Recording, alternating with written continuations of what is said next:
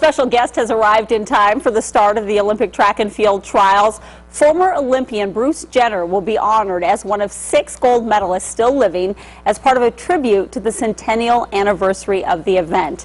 News Source 16's Angela Brauer is in the studio tonight to tell us all about his visit. Angela? Renee, it was definitely an exciting and exhilarating morning at the Inn at the Fifth when Bruce and his 2 sons, Brandon and Brody, checked in. Now, the clan is well known for their appearances on MTV's The Hills, but more so for their roles on the E! Network show Keeping Up with the Kardashians. This weekend, though, Bruce is merely here to be remembered as an Olympic icon. That happened today, this afternoon. He's an All-American and world all-time champion in the decathlon.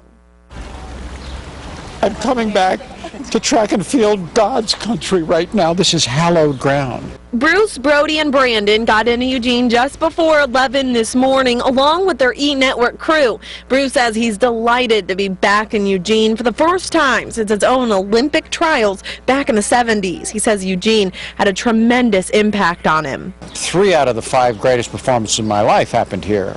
First in 1972, I came here as a nobody. Literally nobody, wasn't even ranked in the top 10 in the U.S. and came out of nowhere.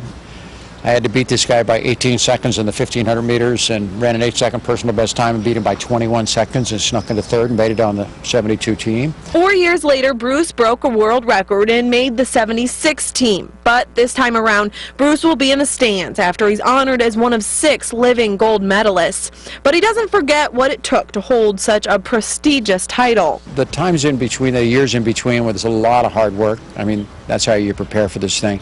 It doesn't get a lot of exposure.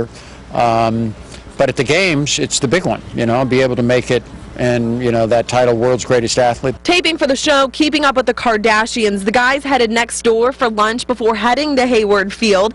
But before he left, he told us what advice he has for those just starting out their Olympic career, mainly just to cherish the accomplishments achieved. It's a great fraternity and very difficult to get on into that fraternity.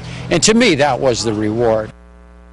Now, for Bruce, he agreed Eugene has always kind of been his lucky charm. He'll likely attend a formal dinner for those who have previously excelled in the Olympics. Bruce, Brandon, and Brody are expected to leave tomorrow. In the studio, I'm Angela Brauer, News Source 16.